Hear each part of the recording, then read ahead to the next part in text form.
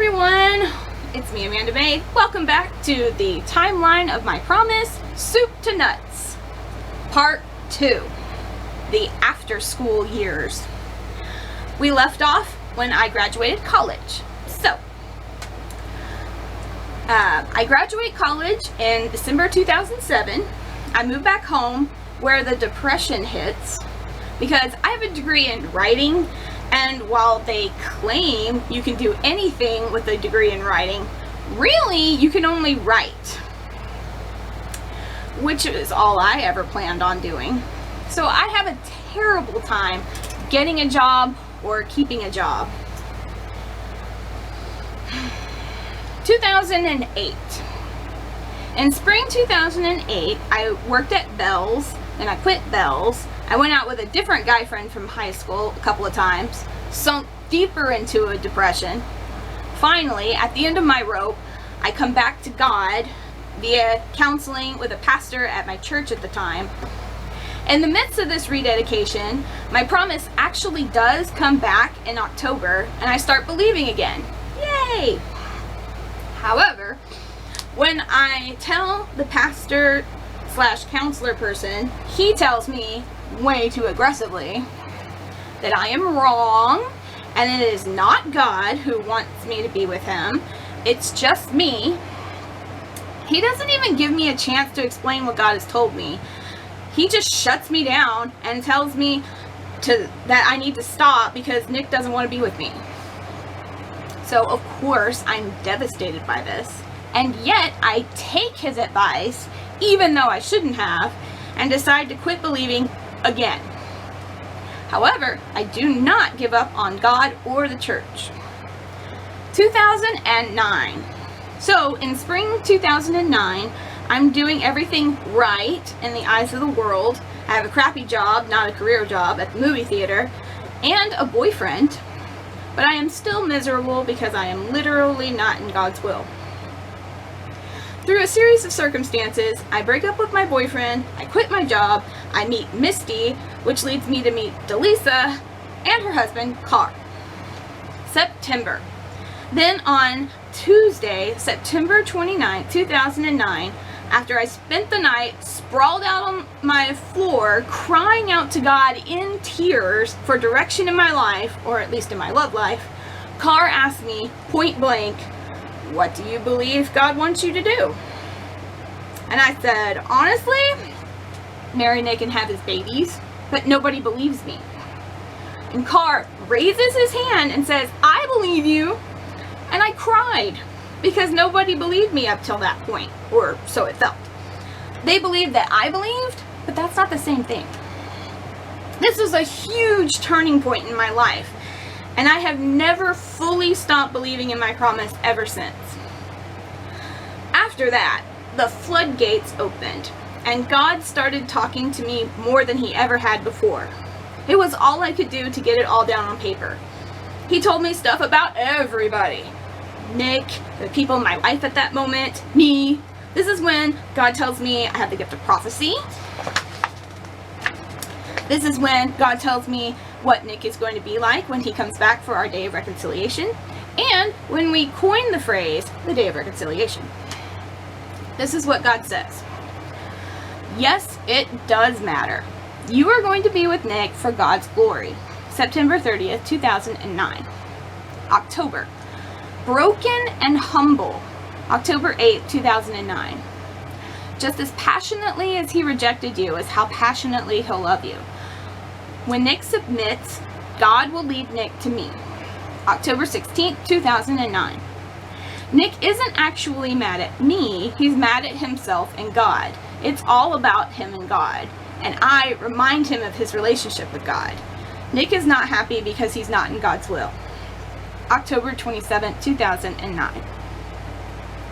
Nick is going to be very sensitive and very vulnerable, and I need you to be very loving and forgiving and be very sensitive to him. This is not a time to make jokes. There'll be plenty of time for that later.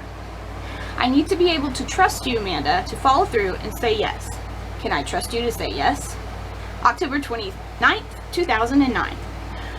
November. Him not talking to you / your time apart is about Nick's relationship with God.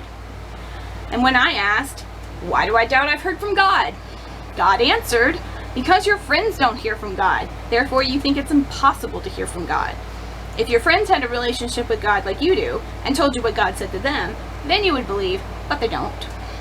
November 7th, 2009. Embarrassed and ashamed of himself. November 29th, 2009. December. The reason why your testimony is about your relationships/marriage is because the culture that you live in is obsessed with love relationships. That is what they value. If they valued farming, you'd have a story that had to do with farming. December 13th, 2009. When the Lord began to speak through Hosea, the Lord said to him, "Go take an adulterous wife and children of unfaithfulness, because the land is guilty of the vilest of adultery and departing from the Lord." Hosea chapter 1, verse 2. December 15th, 2009. Christmas 2009, I think me and Nick are going to reconcile, but we don't. That pisses me off. 2010. In 2010, God spoke a lot, and he taught me how to do concerns. This is what God said. January. Nick will love you because you really are following God, and Nick's never seen that before. January 13th, 2010. The most important thing Nick sees in you is how much or how closely you follow God. That is why he loves you. January 24th, 2010. February. You and Nick are going to be fine. God is going to put you together. Stop trying to find the magic potion that will put you together faster, and just trust that God knows what he's doing. God will put you all together, and everything will be okay. February 22nd, 2010. Even though you're not talking about Nick now, you will talk about him at length for a long time once you get together. February 24th, 2010. March. And God's not going to put y'all together until both of you are ready. March 1st, 2010. You will share your testimony. March 2nd, 2010. When the time is right, God will put y'all together. March 5th, 2010. Really, it's the opposite. People are going to think Nick is not good enough to marry you. It's Nick who is in the wrong. It's Nick coming back to his senses. It's Nick who has to prove himself to you, to God, to the world, if you go and make it public, that he is good enough for you. March 8th, 2010. God told you God, would put y'all together by Nick coming to you, calling you, repenting, asking you out. Same thing since you were a kid. Your relationships and experiences are just as valid as his. There is nothing wrong with being that girl who waits for her husband. It is who God called you to be. Not every girl could do it or should do it. God chose you, Amanda. You are only doing what you have been told/asked. You have done nothing wrong. March 19th, 2010. It is not because of your righteousness that the Lord is giving you this good land to possess. Deuteronomy 9, verse 6. Who is in control? God. God is the one who is going to give the people the land. And God is the one who's going to give Nick to me. And I/people don't have to do anything. You gotta remember, he's not just rejecting you. He's rejecting me/God too. This is more than you and Nick and how you relate to each other. This is a spiritual warfare relationship. March 21st, 2010. It doesn't matter what Nick says. You have to listen to God. You're not going to stand up on Judgment Day in front of Nick. You will stand in front of God/Jesus. All that matters in the end is how obedient you are to God, not Nick. Because in the end, you are only accountable to God. You and God. You are only responsible for you. Don't worry about anybody else. Continue to listen to God and don't worry about other people. March 22nd, 2010. If it does, then he's not the man I need him to be for you. If he is the man I need him to be, then he will be encouraged and inspired and relieved and happy to see that you are exactly as God describes and as he remembers. You are that pillar of salt that shines like a beacon in a dark world, and there is nothing wrong with that. And if Nick is the man he should be for you, he will be pleased to see that in you. Do not be ashamed of your faith, and Nick will not be ashamed of his. Remember the dream. If you, Amanda, take a stand, then he, Nick, has no choice but to take a stand with you. Stand firm, don't waffle, you can do it. I'm glad you feel that way about Nick, and you will be someone he loves, respects, and admires. It'll be okay. March 26, 2010.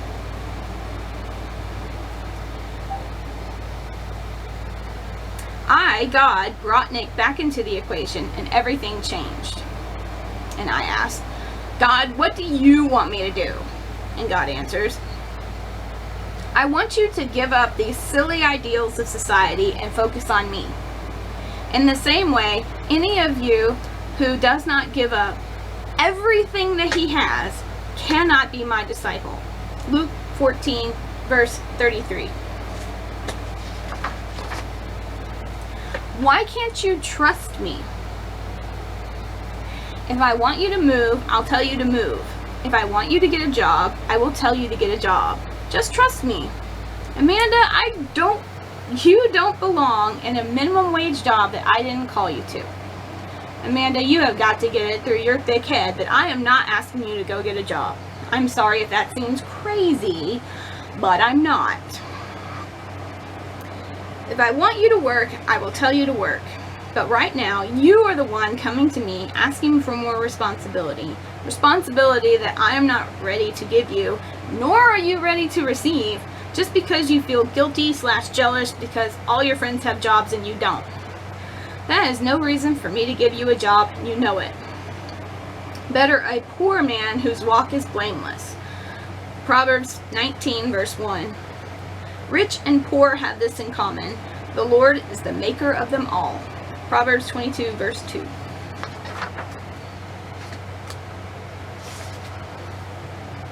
Do not wear yourself out to get rich, but have wisdom to show restraint. Proverbs 23, verse 4. March 27th, 2010. April. Nick showed up on Facebook on April 1st, 2010. I friended him, but he didn't friend me back. I messaged him a lot throughout the rest of the year, but he never responds to me. This is what God said. I wouldn't have chosen Nick if he wasn't the best. April 24th, 2010. May. His rebellion and rejection of you was about his relationship with God. It really wasn't about you. Nick likes that you're the same as before, the same as high school. He likes how strong and unwavering you are in your faith. May 26, 2010.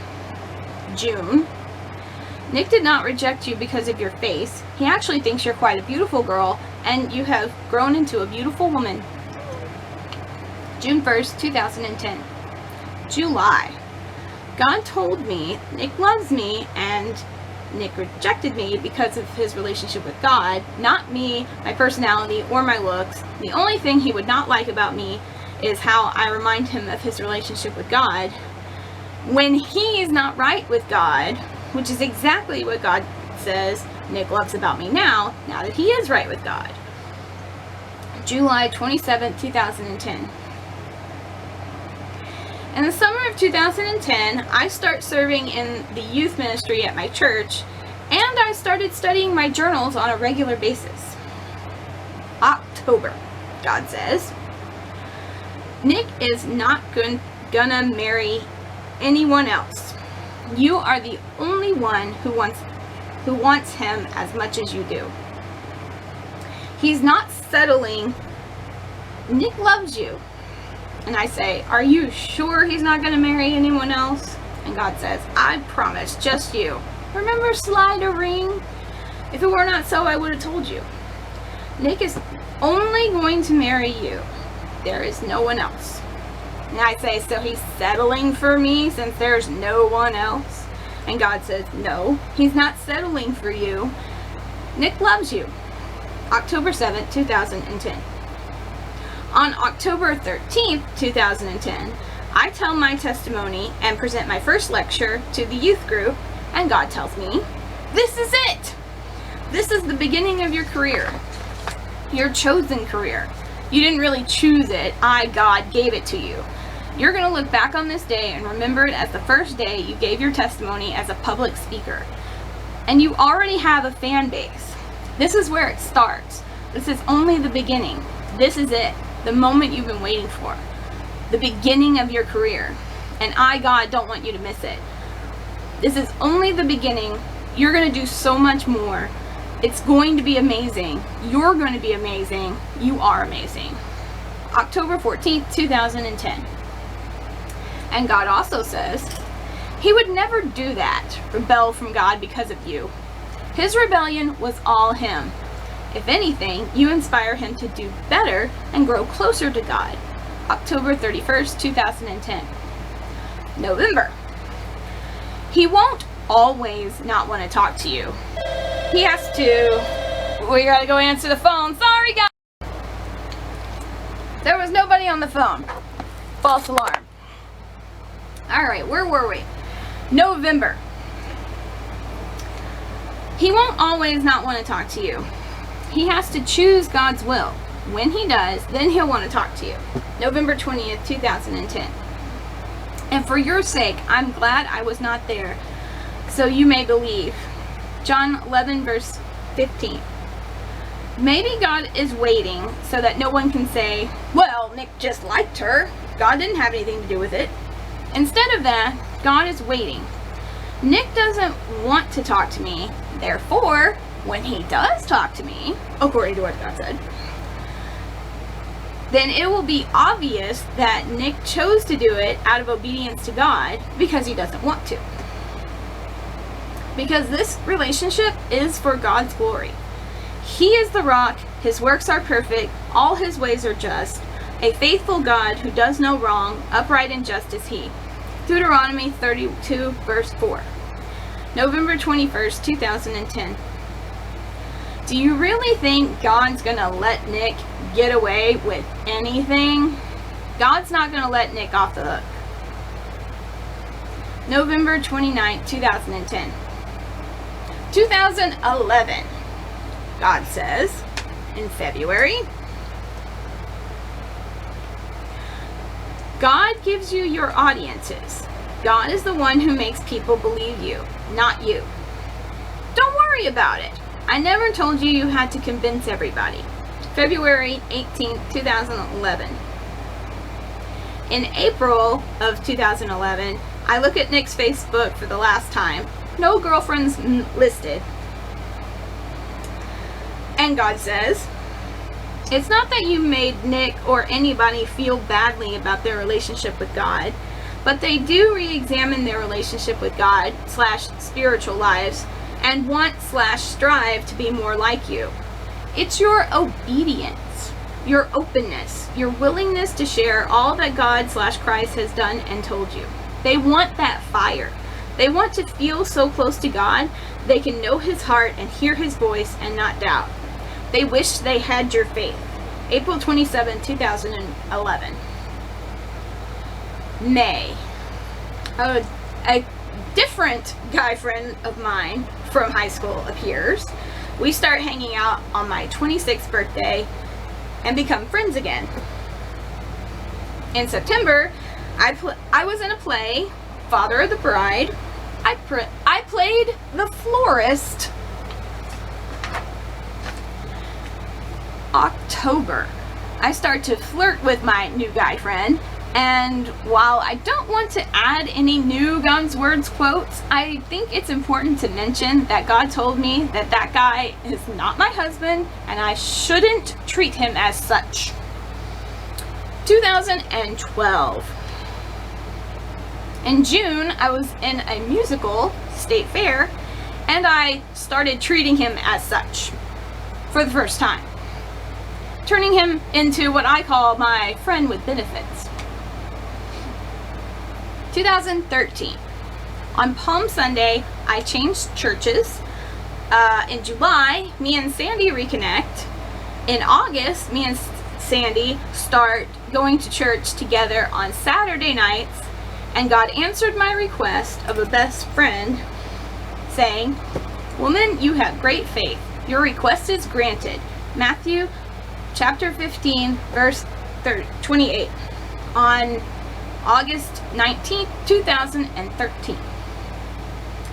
In October, I tell Sandy about my promise for the first time. In December, I start writing my dating advice blog. Also, my dad dies. 2014, October 18th, 2014, I look at Nick's Facebook for the first time since 2011 and see that it says that he's married.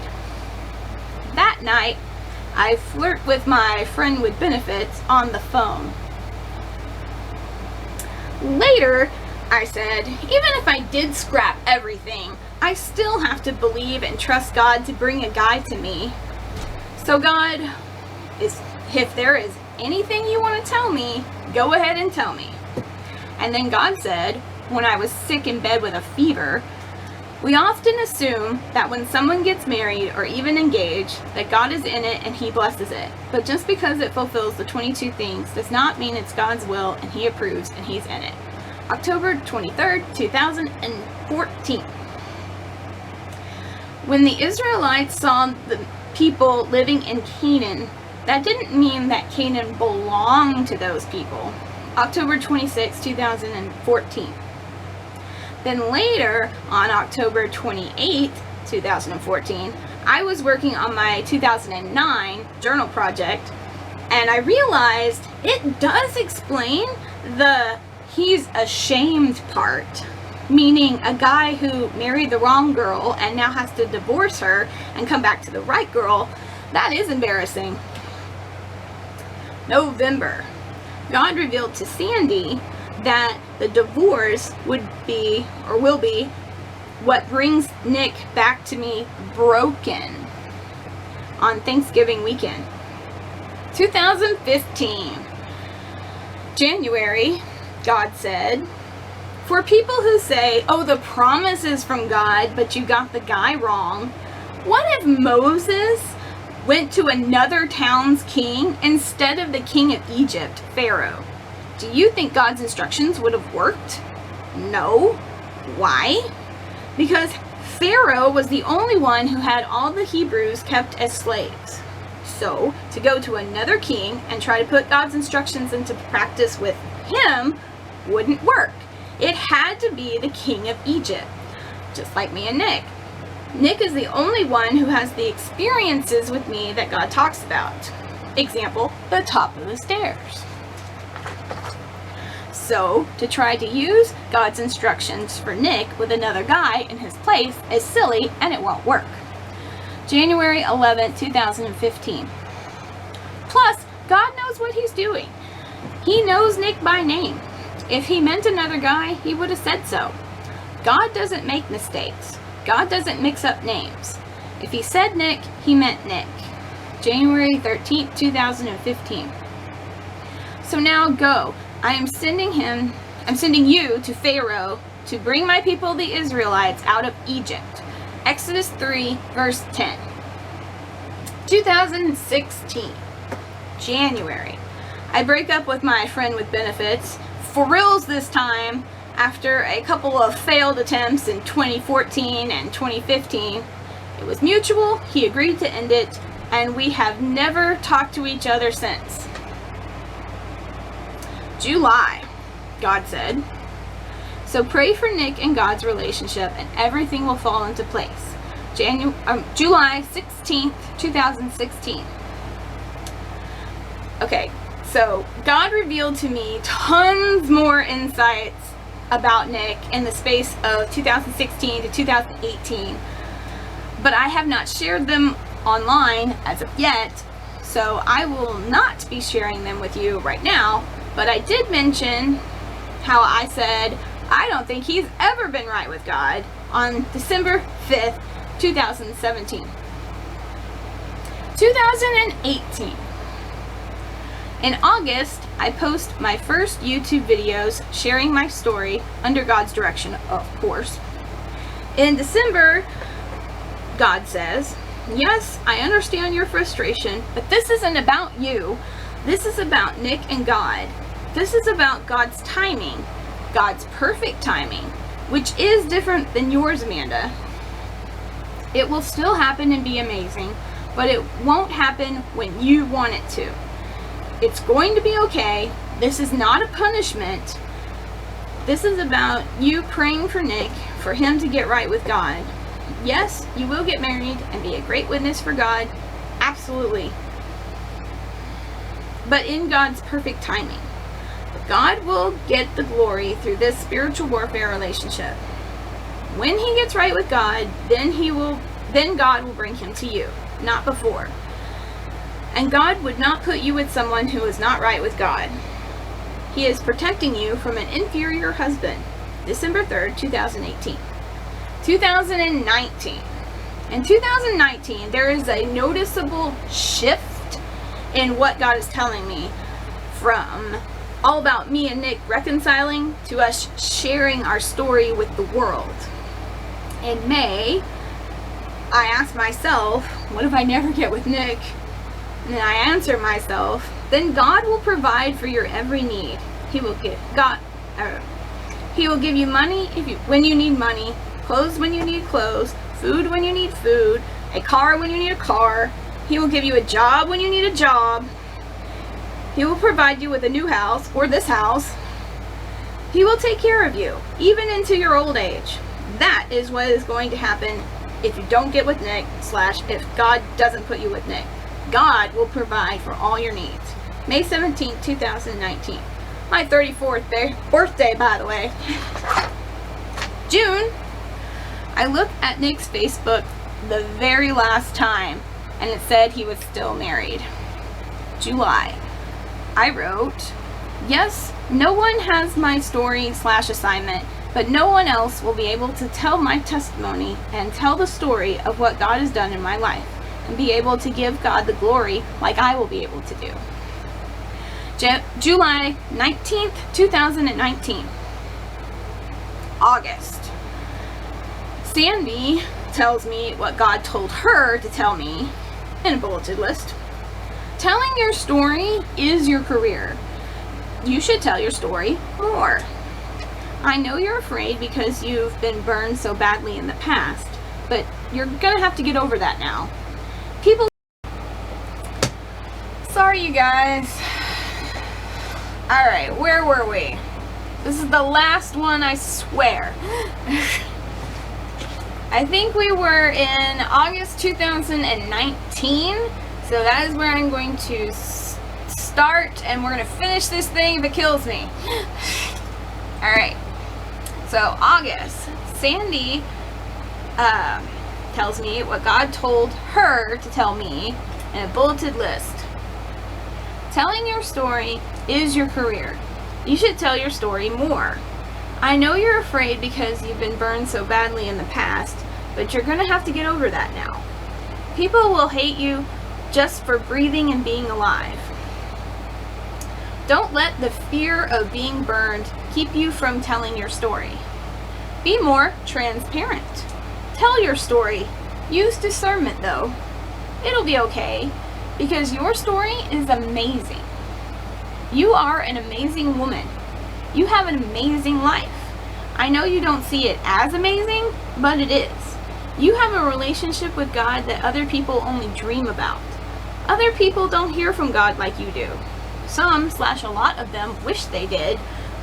Most people are flying by the seat of their pants and think God is a wishing well and have no idea that he's real and he talks and he has an agenda that's different from theirs. What is normal to you, Amanda, is not normal to everybody. I know you don't think you can or should share your story until Nick gets here, but maybe you need to start telling it now. Just telling/sharing about your relationship with God, not even mentioning Nick, would be an encouragement to people. Your story is your steadfastness. You've been obedient for 18 years. That's amazing. Not everyone can say that. Yes, you've messed up some, but not really. Really, you've obeyed God all the way from the beginning. The new people you're around are more believing and will believe you. And they will be encouraged by your story. August 2nd, 2019. This is what God told me later that month. You are not a cosmic joke. God would never joke about you.